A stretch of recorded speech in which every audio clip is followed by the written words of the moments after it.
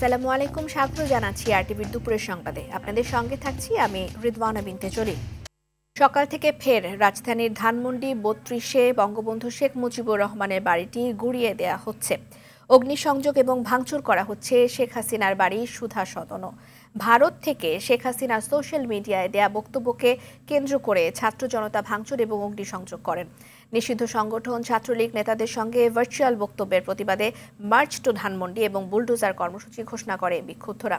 সাকিবুর রহমানকে সঙ্গে নিয়ে আরো জানাচ্ছেন আর বাদল।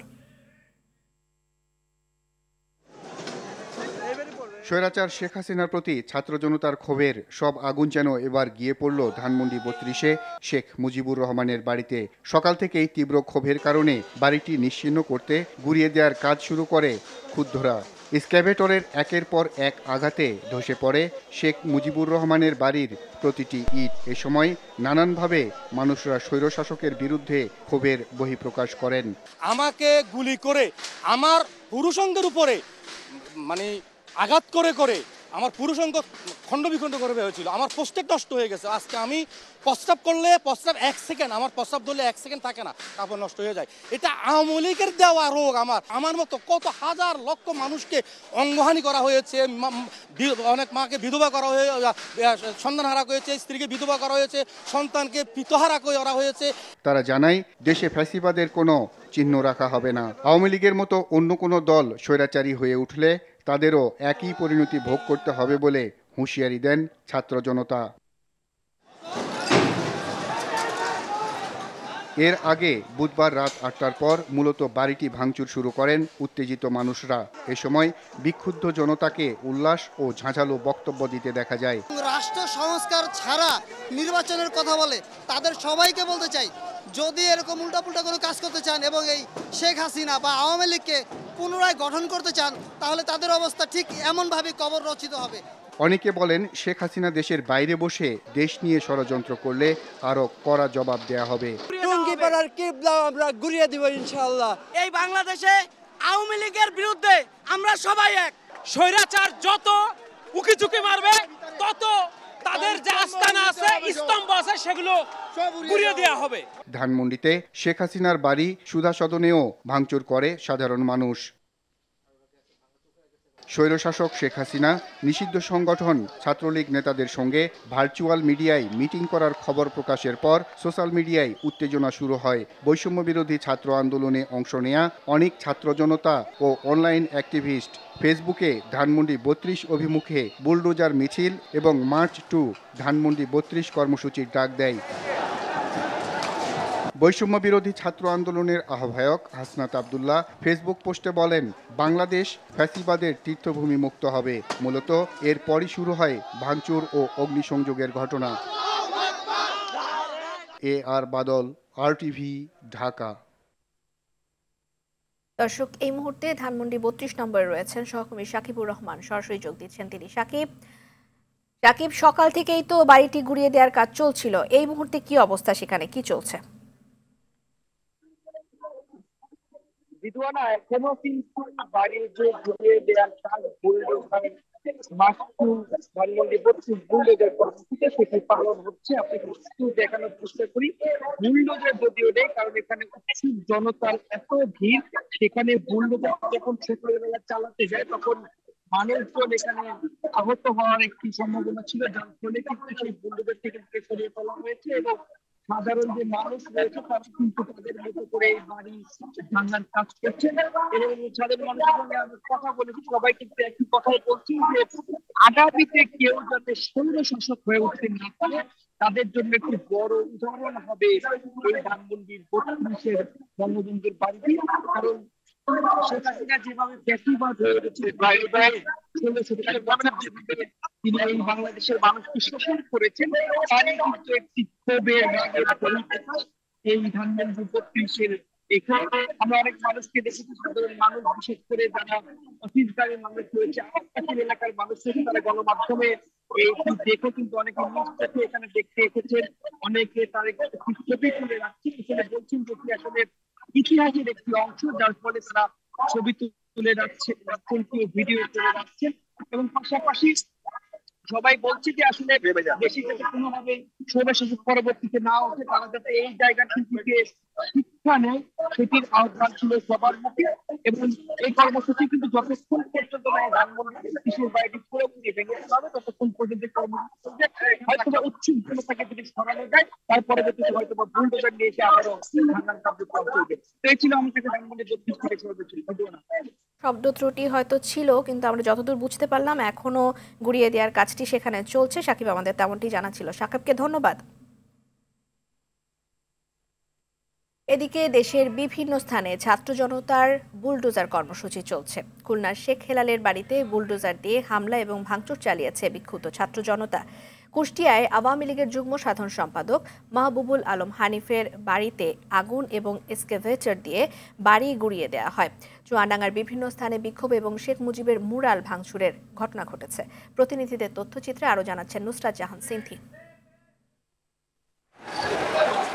ক্ষমতাচ্যুত স্বৈরশাসক শেখ হাসিনার ভারত থেকে দেয়া ভার্চুয়ালি বক্তব্যের প্রতিবাদে সারা দেশে ক্ষোভে ফেটে পড়ে ছাত্র জনতা। বিগত 16 বছরের হত্যা, গুম সহ ভোট ডাকাতি এবং জুলাই গণহত্যায় কোনো অনুশোচনা না থাকায় ফ্যাসিবাদের আস্তানা গুড়িয়ে দেওয়ার সিদ্ধান্ত নেয় তারা। বুধবার রাতে বরিশাল নগরীর কালীবাড়ি রোডে সাবেক প্রধানমন্ত্রীর ফুফাতো ভাই আবুল হাসনাত আব্দুল্লাহ ও তার ছেলে সাবেক সিটি মেয়র শেরনিয়াবাদ সাদেক আব্দুল্লাহর বাড়িতে ভাঙচুর এবং অগ্নিসংযোগ করে বিক্ষুব্ধ ছাত্র জনতা। ভাঙচুর চালানো হয় আমির হোসেন আমুর সহ আওয়ামী লীগের নেতাকর্মীদের বাড়িতে। উল্টা পাল্টা কাজ করে পুরো বরিশালটাকে নষ্ট বানায় রাখছে এবং স্টুডেন্টকে এখনো হুমকি দেওয়া হয় যে আমাদেরকে ঠিকমতো বাঁচতে দিবে না। আমরা 36টা জুলাই আন্দোলন সংগ্রাম করেছি, তারা আমাদেরকে নির্যাতন করেছে 17 বছর। একই সময় খুলনায় শেখ হেলালের বাড়িতে বুলডোজার দিয়ে হামলা ও ভাঙচুর চালায় বৈষম্য বিরোধী ছাত্র আন্দোলনের ছাত্র জনতা। এ সময় নগরীর শেরেবাংলা রোডের শেখ বাড়ির 3 তলা ভবনটি গুড়িয়ে দেওয়া হয়। কুষ্টিয়ায় আওয়ামী লীগের যুগ্ম সাধারণ সম্পাদক মাহবুবুল আলম হানিফের বাড়িতে অগ্নিসংযোগ ও এক্সকাভেটর দিয়ে ভেঙে দেওয়া হয়। ভোলায় তোফায়েল আহমেদের বাড়িতেও ভাঙচুর চালায় বিক্ষুব্ধরা। ছাত্ররা ময়মনসিংহ ও যশোর শহরের বিভিন্ন স্থানে বঙ্গবন্ধু শেখ মুজিবুর রহমানের মুরালে ভাঙচুর চালায়। আওয়ামী লীগের আস্তানা এবং আওয়ামী লীগের যতগুলো স্মৃতিস্থাপক আছে সবকিছু ভেঙে ঘুরিয়ে চুরমার করে দিবেন। এই বাংলায় আর কখনো কোনোদিন আওয়ামী লীগ ফ্যাসিস্টবাদী কেউ কখনো যেন আর মাথা তুলে না দাঁড়াতে পারে। সাতক্ষীরা ও চুয়াডাঙ্গার বিভিন্ন স্থানে বিক্ষোভ মিছিল ও শেখ মুজিবের মুরাল ভাঙচুরের ঘটনা ঘটেছে। রাজশাহী বিশ্ববিদ্যালয়ে শেখ মুজিবুর রহমান ও তার পরিবারের স্বজনদের নামে থাকা 4টি আবাসিক হলের নাম ফলক ভেঙে নতুন নাম দেয় শিক্ষার্থীরা। এছাড়াও নরসিংদী, পিরোজপুর, নারায়ণগঞ্জ, পাবনা, সুনামগঞ্জ, কুষ্টিয়া বিশ্ববিদ্যালয়েও বঙ্গবন্ধুর মুরাল ভাঙচুর করা হয়। নুসরাত জাহান সিনথি, RTV। দর্শক, আমরা দেখছিলাম সারা দেশেই ভাঙচুর চলছে আওয়ামী লীগ নেতাকর্মীদের বাড়িতে। তারই পরিপ্রেক্ষিতে নোয়াখালীতে ওবায়দুল কাদেরের বাড়িতে ভাঙচুর চলছে। সেখানে রয়েছেন গ্যাস উদ্দিন রনি। আমরা তার কাছ থেকে জানবো সেখানকার অবস্থা। রনি, একটু জানতে চাই যে ওবায়দুল কাদেরের বাড়ির সামনে কি পরিস্থিতি? জি রেদওয়ানা, আপনি যেমনটি জানাচ্ছিলেন, আমরা সকাল থেকেই নোয়াখালীর কোম্পানিগঞ্জে বাংলাদেশ আওয়ামী লীগের সাধারণ সম্পাদক ওবায়দুল কাদেরের বাড়িতে রয়েছি। গতকাল রাত থেকেই ফেসবুকে ঘোষণা আসে যে আজকে ওবায়দুল কাদেরের বাড়ি গুটিয়ে দেওয়া হবে। আর এখানে যে বিক্ষুব্ধ জনতা আছে তারা অভিযোগ করেছেন যে গত 15 বছর স্বৈর শাসন এবং ফ্যাসিবাদের যে তকমা তিনি সৃষ্টি করেছেন তার জন্য বিক্ষুব্ধ জনতা এই হামলা ভাঙচুর করছে। তো আমি এখন যে স্থানে দাঁড়িয়ে আছি এটি হচ্ছে ওবায়দুল কাদেরের ছোট ভাই কোম্পানিগঞ্জ উপজেলা আওয়ামী লীগের সভাপতি আব্দুল কাদের মির্জা, তার বাসভবন। তিনি গত 5ই আগস্টের পর থেকে পলাতক রয়েছেন। তার এই বাসভবন দুপুর 1টার পর থেকে এই বিক্ষুব্ধ জনতা কিন্তু ভেঙে চুরে একবারে গুড়িয়ে দেয়। এরপর তারা বিভিন্ন কক্ষে আগুন ধরিয়ে দেয়। আমরা আপনাদেরকে জানিয়ে রাখি, 5ই আগস্টের পর থেকে আব্দুল কাদের মির্জা এই বাড়িতে ছিল না এবং এছাড়া তারা আরো যে 5 ভাই রয়েছে তাদের কেউ কিন্তু এই বাড়িতে থাকে না। এছাড়া বাড়ির যে আরো 4টি পরিবার রয়েছে কিন্তু তাদের ঘরে বা বাড়িতে কোনো কিছু হামলা ভাঙচুর হচ্ছে না। শুধু ওবায়দুল কাদেরের যে বসত ঘর রয়েছে যেটিতে তার ছোট ভাই আব্দুল কাদের মির্জা বসবাস করতো, শুধু সেই বসত ঘরটি গুড়িয়ে দেওয়া হচ্ছে। তো এখানে আমরা বিক্ষুব্ধ ছাত্র জনতার সাথে কথা বলেছি। তারা অভিযোগ করেছে যে গত 5ই আগস্টের পর এই বাড়ি ভাঙচুর করা হয়। ভাঙচুর করার পরও কিন্তু আবার এই বাড়ি পুনরায় মেরামত করা হয়। তো তাদের অভিযোগ হচ্ছে কার যোগসাজশে এই বাড়ি পুনরায় তারা মেরামত করেছিল, তারা এই নিয়ে কথা তুলেছিলেন। আমরা এখানে অবস্থান করতেছি, এখনো কিন্তু এই বাড়ি ভাঙচুর চলতেছে এবং এখানে যে উৎসুক জনতাও রয়েছে এবং বিভিন্ন গণমাধ্যম কর্মীরাও রয়েছে। এ ছিল আমার কাছে নোয়াখালী থেকে ওবায়দুল কাদেরের বাড়ি ভাঙচুরের সর্বশেষ তথ্য। রনি, আপনাকে ধন্যবাদ। দর্শক, এই মুহূর্তে আমরা চলে যাচ্ছি খুলনায় শেখ বাড়ি ভাঙার বিষয়ে আমরা জানবো। সেখান থেকে যোগ দিচ্ছেন এস.এম. মনিরুজ্জামান। মনির, খুলনায় কি চলছে?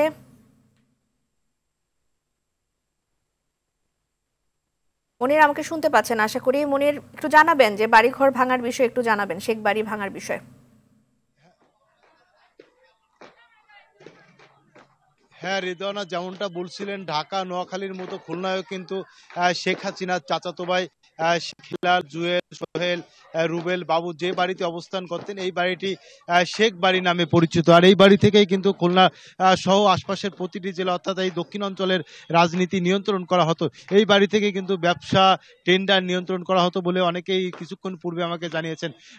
আপনাকে জানিয়ে রাখি, গতকাল রাত 9টার দিকে বৈষম্য বিরোধী ছাত্র আন্দোলনের আহ্বানে বৈষম্য বিরোধী ছাত্র আন্দোলনের নেতারা কিন্তু এই বাড়ির সামনে একত্রিত হন এবং পরবর্তীতে তারা এই বাড়িটিতে ভাঙচুর কার্যক্রম শুরু করেন। ঠিক কিছুক্ষণ কার্যক্রমের পরেই কিন্তু দুইটি বুলডোজার এসে ভাঙতে শুরু করে। সেই ভাঙা কিন্তু রাত 1টা পর্যন্ত চলে। তারপরে কিছুক্ষণ বন্ধ থাকলেও কিন্তু ফজরের নামাজের পর থেকেই উৎসুক জনতা এসে, সাধারণ জনতা এসে পুনরায় আবার এই বাড়িটি ভাঙচুর শুরু করেছে এবং আপনি দেখতে পাচ্ছেন যে বিল্ডিং এর যে সকল রড রয়েছে, রডগুলো তারা কিভাবে বের করে নিয়ে যাচ্ছেন। সেই সঙ্গে কিন্তু খুলনার আশপাশের যে সকল জেলা রয়েছে সকল জেলার থেকেই কিন্তু অনেকেই এখানে এসেছেন, দেখেছেন এবং অনেকেই কিন্তু বিভিন্ন মন্তব্য করেছেন। অনেকেই বলেছেন যে এই বাড়ির কারণে তারা ঠিকমতো ব্যবসা বাণিজ্য করতে পারেননি, তারা ঠিকভাবে চলতে পারেনি। সকলেই কিন্তু এক একজন এক একভাবে মন্তব্য করেছেন। সব মিলে খুলনার যে শেখ বাড়ি নামে পরিচিত যে বাড়িটি ছিল, এই বাড়িটি ভাঙার ফলে অনেকেই কিন্তু উৎসাহ নিয়ে রাতে 1টার দিকেও কিন্তু অনেক মহিলা বাচ্চা এসেছেন এই বাড়িটি দেখতে। এখনো কিন্তু এখানে হাজার হাজার লোকের সমাগম রয়েছে এবং বিক্ষুব্ধ জনতার একটি অংশ এই বাড়িটি ভাঙার কার্যক্রম চালাচ্ছে। রিদওয়ানা, এই ছিল খুলনা শেখ বাড়ি থেকে ভাঙচুরের সর্বশেষ তথ্য। রিদওয়ানা। মনির, আপনাকে ধন্যবাদ। দর্শক, এই মুহূর্তে আমরা বরিশালে চলে যাচ্ছি। বরিশালে আমাদের আরেক সহকর্মী রয়েছেন আরিফুল ইসলাম, সেখানকার অবস্থা জানবো আমরা। আরিফ, সাবেক সিটি মেয়র সেনিয়াবাদ সাদিক আব্দুল্লাহ সহ অন্যান্য যারা নেতাকর্মী আছেন তাদের বাড়িঘরে কি ভাঙচুরের অবস্থা?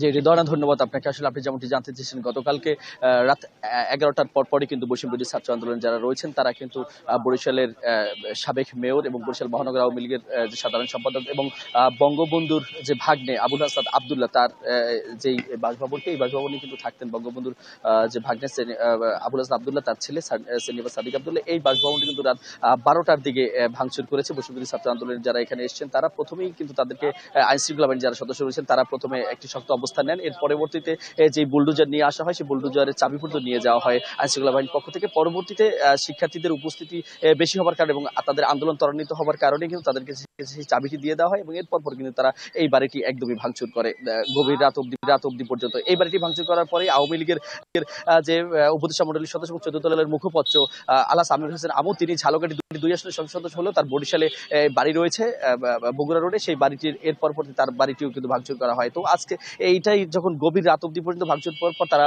সেই আমির হোসেন আমুর বাড়িতে অগ্নিসংযোগ করে এবং অগ্নিসংযোগের পরে রাতে সকাল হয়ে যায়। সকালের পর আজকে যেই দিনের যে কর্মসূচি, সেই দিনের কর্মসূচিটির মধ্যে যে সেনিয়াবাদ সাদিক আব্দুল্লাহর মায়ের নামে জাহানারা যে একটি পার্ক করা হয়েছিল নগরীর সিএনপি রোডে, সেই পার্কটিকে তারা ভেঙে ফেলবে।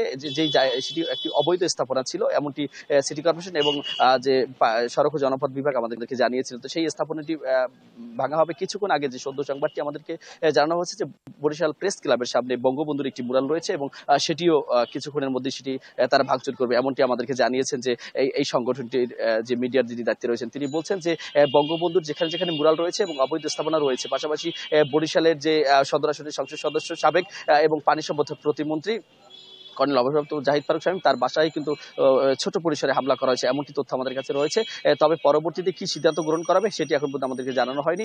এখন পর্যন্ত শুদ্ধ তথ্যটি সেটা হচ্ছে যে বুলডোজারের মাধ্যমে আওয়ামী লীগের যারা রয়েছেন তাদের বাসাবাড়ি ভাঙচুর এবং অবৈধ স্থাপনা ভাঙচুরের কার্যক্রম চলছে। রেদওয়ানা, পরবর্তীতে নতুন কোনো খবর আপনার হাতে আসলে আপনার সাথে আবারও যোগাযোগ করা হবে। আরিফ, আপনাকে ধন্যবাদ। বরিশাল থেকে আমাদের সহকর্মী আমাদের যোগ দিয়েছিলেন আমাদের সাথে। জুলাই আগস্টের গণহত্যায় জড়িতদের বিচারের দাবিতে শাহবাগ মোড় অবরোধ করেছে শহীদ পরিবারের সদস্যরা। সকালে শাহবাগ মোড়ে মানববন্ধন করে এ দাবি জানান তারা। শহীদ পরিবারের সদস্যরা বলেন, অভ্যুত্থানের 6 মাস পেরিয়ে গেলেও বিচারের ধীর গতি চলছে। এখনও অপরাধীরা ধরা ছোঁয়ার বাইরে। তাই সুষ্ঠু তদন্তের মাধ্যমে খুনিদের গ্রেফতার করে বিচারের দাবি তাদের। মানুষের ভোটাধিকারকে হরণ করেছে, ধরা উচিত ছিল এবং তারপরে যাই হোক আমরা 4 তারিখ থেকে আজকে 6 তারিখ দেশের সকল মানুষদের, সকল মাদের বাবাদের আহ্বান করব, শহীদ পরিবারের পাশে দাঁড়ান। এই স্বাধীনতাটাকে ধরে রাখতে চাইলে শহীদদের রক্তের সাথে বেইমানি করবেন না। অর্ধ বছর পেরিয়ে গেছে, কেন শহীদ পরিবার আজকে রাস্তায় নামতে হলো, এই উত্তর কে দিবে? আমরা আজকে রাজপথে এই জন্য নামছি, আমাদের ছেলের বিচার কি আজও হবে না? কেন হবে না? আমাদের ছেলে তো দেশের জন্য, জনগণের জন্য। আমি রংপুর থেকে আসছি, এত দূর আসার তো আমার ভালো ছিল না। আমি কেন আসবো, কার জন্য আসবো?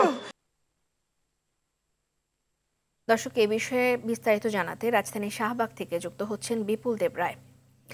বিপুল, শহীদ পরিবারের সদস্যরা আজ একসাথে হয়েছেন বিচারের দাবিতে মানববন্ধনে, একটু জানবো তাদের কথা।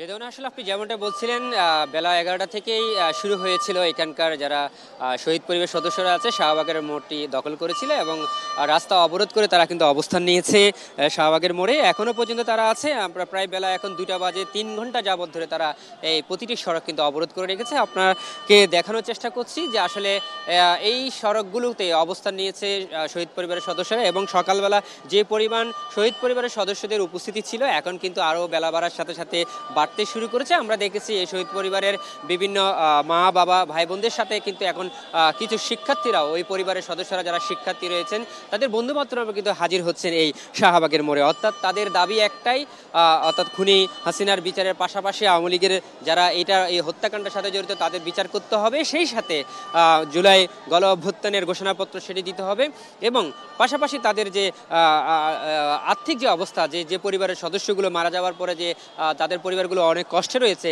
সেই পরিবারগুলোকে আসলে পুনর্বাসন করার যে বিষয়টি, সেই দাবিটা কিন্তু রাখা হচ্ছে। এবং আমরা আপনার মাধ্যমে আরও কিছু জিনিস জানাতে চাই, সেটি হচ্ছে এই সড়কটি অবরোধ করার কারণে ইতিমধ্যেই কিন্তু আশপাশের যে এলাকাগুলো রয়েছে ইতিমধ্যে সবগুলো স্থবির হয়ে পড়েছে। মানুষের যাতায়াতের বেশ কিছু কষ্ট হচ্ছে এবং আমরা দেখতে পেয়েছি বিভিন্ন আরোহী যারা রয়েছে, মোটরসাইকেল আরোহী এবং বিভিন্ন প্রাইভেট কারের চালক বা অন্যান্য যারা রয়েছেন, জরুরি প্রয়োজন যারা বেরোয়েছেন তাদেরকে আটকিয়ে দেওয়া হচ্ছে এবং এতে করে তাদের সাথে নানা বাক বিতণ্ডায় জড়াচ্ছেন কিন্তু এই পরিবারের সদস্যরা। এবং আমরা দেখেছি দপায় দপায় কিছুক্ষণ পরপর কিন্তু নানা হাতাহাতির যে বিষয়টি সেটি দেখা যাচ্ছে। সেই সাথে এখানে আইনশৃঙ্খলার যে বাহিনী রয়েছেন এবং সেই আইনশৃঙ্খলার বাহিনীর সদস্যরাও কিন্তু এখানে অবস্থান রয়েছে বিপুল পরিমাণে এবং তারাও কিন্তু তাদেরকে বোঝানোর চেষ্টা করছে, কিন্তু আসলে তাদের দাবি না মানা পর্যন্ত তারা এখান থেকে সরে আসবে না, এমনটাই জানিয়েছেন। আমরা একজন মায়ের সাথে কথা বলবো। আপনি যে এখানে আসছেন, কেন আসছেন এবং আপনার দাবিটুকু একটু যদি বলেন। আমার ছেলের 6 মাস ধরে আমি খুঁজে পাই না। আমার ছেলের একটাই দাবি, আমার ছেলের কবরস্থান না, আমার কবরটা কোনটা আমার ওইটা দেখাই দে। আমি এটি চাই। ঘর থেকে আমার ছেলে বাইরে এলো, এই ছেলে আর ঘরে ফিরলো না, আর ঘরে ছেলে গেল না। আমার এই 6 মাস ধরে আমি কবরস্থানে দেখাইছি। আমারে এই সরকারের পক্ষ থেকে আপনাদের সহায়তা করছেন? হ্যাঁ। হ্যাঁ, রিদওয়ানা শুনছিলেন, আসলে এক একজন এক একভাবে এখানে এসেছেন। অর্থাৎ উনি যিনি বলছেন যে তার পরিবার, তার ছেলেকে কিন্তু এখনো 6 মাস ধরে খুঁজে পাচ্ছে না। সরকারের পক্ষ থেকে আশ্বস্ত করা হলেও সেই আশ্বস্তে তারা যে বাস্তবায়ন করেনি, সেটার জন্য তারা কিন্তু রাজপথে এসেছে। তো রিদওয়ানা, এই ছিল আমার কাছে শাহবাগের মোড় থেকে সর্বশেষ তথ্য। পরবর্তী সংবাদে আমরা আরও কিছু তথ্য থাকলে জানিয়ে দেওয়ার চেষ্টা করব। নিশ্চয়ই বিপুল, আপনাকে ধন্যবাদ। ঢাকা ও চট্টগ্রাম বিভাগে সরকারি প্রাথমিক বিদ্যালয়ের সহকারী শিক্ষক পদে উত্তীর্ণ 6531 জন প্রার্থীকে নিয়োগপত্র দেওয়ার সরকারি সিদ্ধান্ত বাতিল করে রায় দিয়েছেন হাইকোর্ট। এই রায় বাতিলের দাবিতে হাইকোর্টে এনএক্স ভবনের বিক্ষোভ করছেন নিয়োগপ্রাপ্ত শিক্ষকরা। সকালে চূড়ান্ত তালিকা থেকে বাদ পড়া ৩০ জনের রিটের চূড়ান্ত আবেদনের শুনানি শেষে বিচারপতি ফাতেমা নজিব এবং বিচারপতি শিকদার মাহমুদুর রাজির হাইকোর্ট বেঞ্চ এই রায় দেন। একই সাথে আদালত মেধার ভিত্তিতে পুনরায় নিয়োগ দেওয়ার নির্দেশও দিয়েছেন। চলতি বছরের জুলাইয়ে সরকারি চাকুরিতে কোটা পদ্ধতি বাতিল করে রায় দেন আপিল বিভাগ। এই রায়ের ফলে কোটার ভিত্তিতে নিয়োগ পাওয়া ৬,৫৩১ জনের নিয়োগ অনিশ্চয়তার মধ্যে পড়ে। আজকে যা বাতিলের চূড়ান্ত সিদ্ধান্ত জানান উচ্চ আদালত। এদিকে এই রায়ের প্রতিবাদে আদালতের সামনে বিক্ষোভ করেছেন নিয়োগ বঞ্চিতরা। পরিস্থিতির নিয়ন্ত্রণে বেগ পেতে হয় পুলিশ সদস্যদের।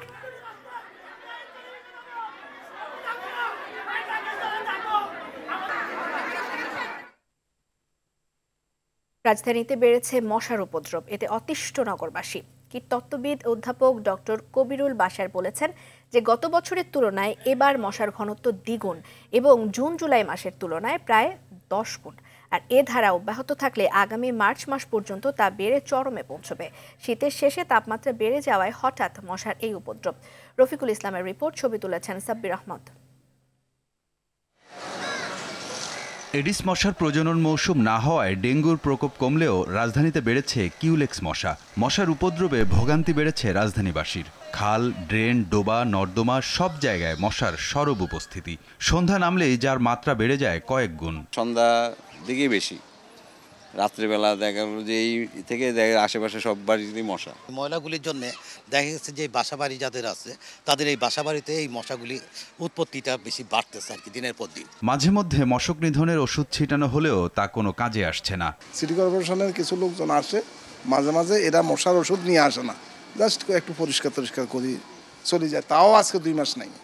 কি ওষুধ দেয় এটা তো ধুঁয়া অন্ধকার হয়ে যায়, নেই কোনো ওষুধের কোনো গ্র্যান্ড কিছু নেই।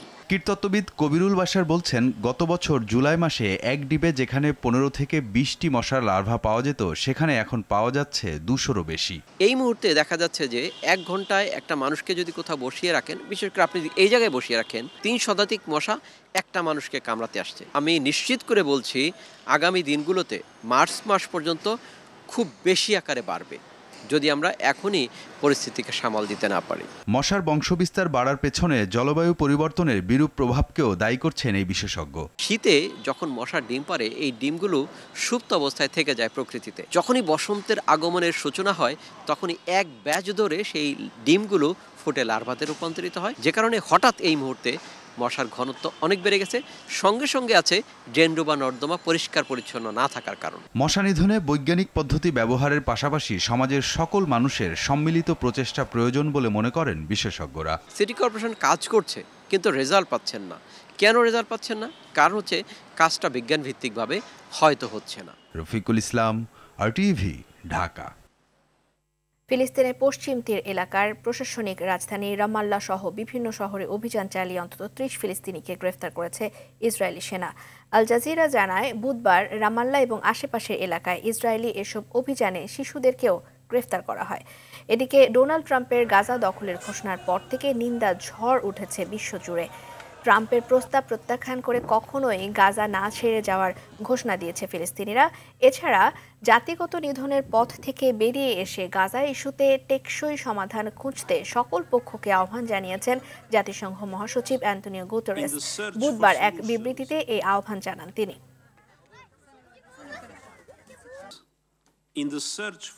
বাংলাদেশ প্রিমিয়ার লিগ ক্রিকেটে আজ একদিনের বিরতি দিয়ে কাল মাঠে গড়াবে 11তম আসরের মেগা ফাইনাল।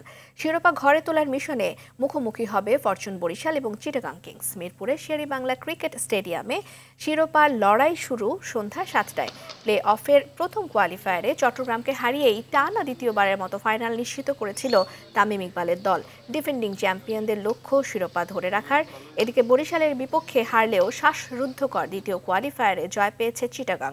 খুলনা টাইগার্সকে হারিয়ে 12 বছর পর ফাইনালে উঠেছে দলটি। সবশেষ 2013 সালে ফাইনাল খেলা দলটির লক্ষ্য থাকবে প্রথমবার শিরোপা ঘরে তোলার।